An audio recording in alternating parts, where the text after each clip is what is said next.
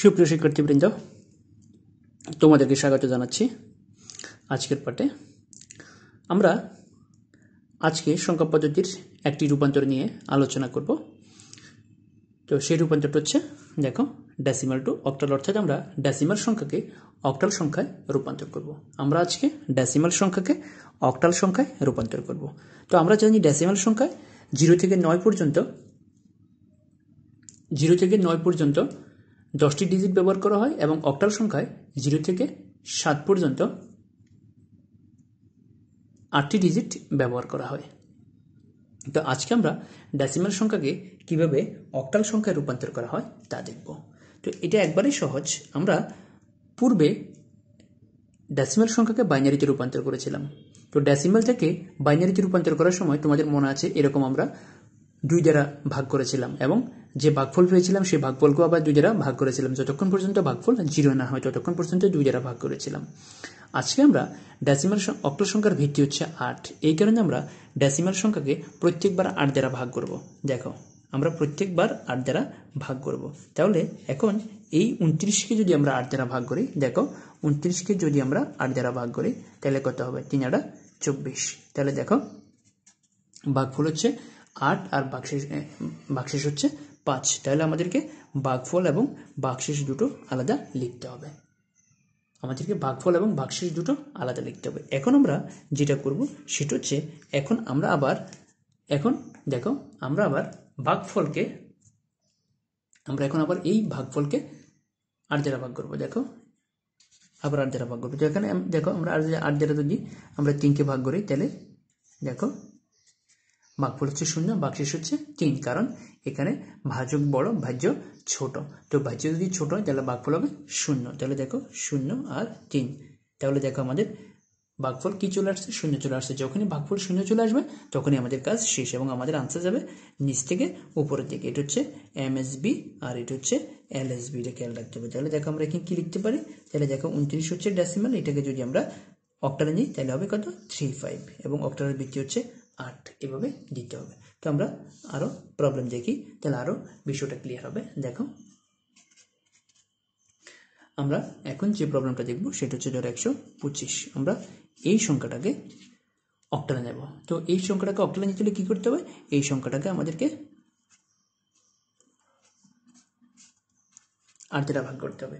এখন দেখো আমরা 125কে 8 দ্বারা ভাগ করবো। তো 125কে যদি আমরা 8 দ্বারা ভাগ করি তাহলে ভাগফল কত হবে আর ভাগশেষ কত হবে? দেখো 125কে যদি আমরা 8 দ্বারা ভাগ করি তাহলে দেখো 8 একে 8, তাহলে এখানে কত থাকে?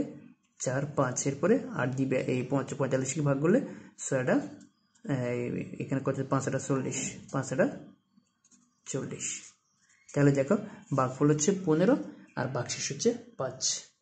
দেখো 8 দিয়ে যদি আমরা 125কে ভাগ করি ভাগফল হচ্ছে 15, ভাগশেষ হচ্ছে 5। অথবা তোমরা আরো সহজে ক্যালকুলেটর ব্যবহার করে যে কাজটা করতে পারো সেটা হচ্ছে, তোমরা দেখো সরাসরি 8 দিয়ে 125কে ভাগ করবা। দেখো তোমরা 8 দিয়ে 125কে ভাগ করবা, তাহলে দেখো 125 ভাগ 8, তাহলে কত আসছে? দেখো 125কে 8 দ্বারা ভাগ করার পরে কত আসছে? 15.625। এখন দেখো এই 15টা হচ্ছে কিন্তু ভাগফল, এই 15টা হচ্ছে ভাগফল। এখন তাহলে ভাগশেষ কত হবে? ভাগশেষ হবে এই 0.625কে তোমরা 8 দ্বারা গুণ করবা। 0.625কে 5কে 8 দ্বারা গুণ করে দেখো 0.625, এটাকে তোমরা 8 দ্বারা গুণ করো, তাহলে কত হচ্ছে? 5। তাহলে দেখো ভাগশেষ হচ্ছে 5। তাহলে তোমরা যেটা করবা ক্যালকুলেটর ব্যবহার করে, যে তোমরা এই 8 দ্বারা 125কে ভাগ করবা, ভাগ করলে যে সংখ্যাটা আসছে সেটা হচ্ছে 15.625। তাহলে 15 হচ্ছে ভাগফল আর এই 0.625 এটাকে তোমরা 8 দ্বারা গুণ করবা, গুণ করলে কত হচ্ছে? 5। এখন আমরা আবার যেটা করবো, দেখো এখন আমরা এই 8 দ্বারা আবার 15কে ভাগ করবো। 8 দ্বারা আমরা কাকে ভাগ করবো? 8 দ্বারা আবার 15কে ভাগ করবো। তো ঠিক একইভাবে তোমরা ক্যালকুলেটরের সাহায্য নিবে। দেখো 15 ভাগ 8, তাহলে কত হচ্ছে?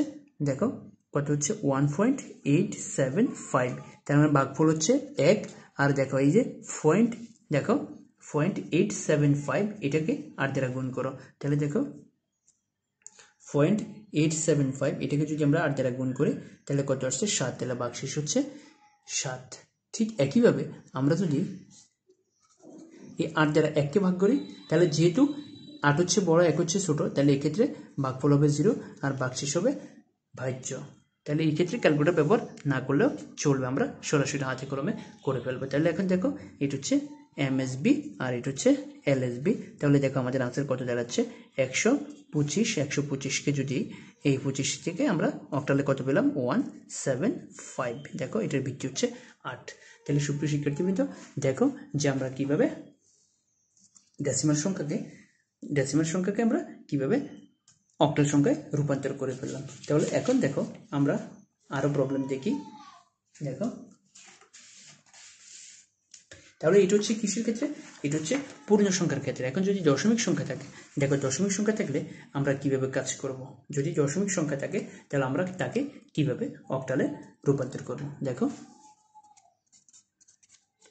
0.17, দেখো এটা হচ্ছে কি সংখ্যা, এটা হচ্ছে একটা ডেসিমাল সংখ্যা 0.17। আমরা এই সংখ্যাটাকে অক্টালে রূপান্তর করব। তো দেখো দশমিক সংখ্যাকে আমরা যখন বাইনারিতে রূপান্তর করেছিলাম তখন আমরা কি করছিলাম নিশ্চয়ই তোমাদের মনে আছে, যে দশমিক সংখ্যাকে যখন আমরা ডেসিমালের সময় আমরা কি করছিলাম, ডেসিমালের সময় দেখো আমরা প্রত্যেকবার দেখো 2 দ্বারা গুণ করছি। আমরা যখন এই যে সংখ্যাটা, এই সংখ্যাটাকে যখন আমরা বাইনারিতে নিয়েছিলাম তখন আমরা এখানে 2 দ্বারা গুণ করছিলাম, কিন্তু এখন আমরা যেহেতু অক্টালে নেব তাহলে এখন আমরা কি করব, প্রতিবার আমরা 8 দ্বারা গুণ করব। দেখো 0.17 ইন্টু 8, তাহলে এটাকে আমরা 8 দ্বারা গুণ করব। দেখো 8 দ্বারা গুণ করলে কি হবে, দেখো 0.17 ইন্টু 8, তাহলে কত দাঁড়াচ্ছে দেখো 1.36। এখন দেখো এই দশমিকের অংশকে, দেখো দশমিকের অংশকে আবার 8 দ্বারা গুণ, দশমিকের অংশকে আবার 8 দ্বারা গুণ করতে হবে। দেখো 0.36 ইন্টু 8, তাহলে কত দাঁড়াচ্ছে 2.88। এখন দেখো এই দশমিকের অংশকে আবার 8 দ্বারা গুণ, দশমিকের অংশকে আবার 8 দ্বারা গুণ। তোমাকে খেয়াল করতে হবে প্রত্যেকবার আমরা দশমিকের অংশকে গুণ করব। তাহলে দেখো 0.88 গুণ 8, তাহলে কত দাঁড়াচ্ছে এখানে 7.04। এখন দেখো এই 0.04কে আমরা আবার 8 দ্বারা গুণ করব, তাহলে কত দাঁড়াবে দেখো 0.04 গুণ 8, তাহলে 0.32। তো নিয়ম হচ্ছে দশমিকের উপরে গুণ করতে করতে সব শূন্য চলে আসবে, কিন্তু এই ধরনের অঙ্কের ক্ষেত্রে কখনোই দশমিকের পরে কিন্তু শূন্য আসবে না। এই কারণে আমরা 4 বার পর্যন্ত করব, 4 বার করে যেভাবে আছে সেভাবে রেখে দেব।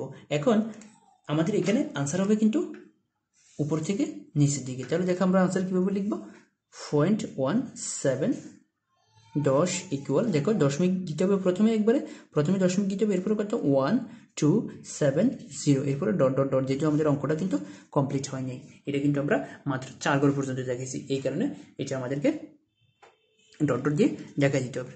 তো দেখো এখন যদি আমরা আরো একটা প্র্যাকটিস করি, তাহলে আমরা এখন এই সংখ্যাটাকে, দেখো আমরা এই সংখ্যাটাকে এখন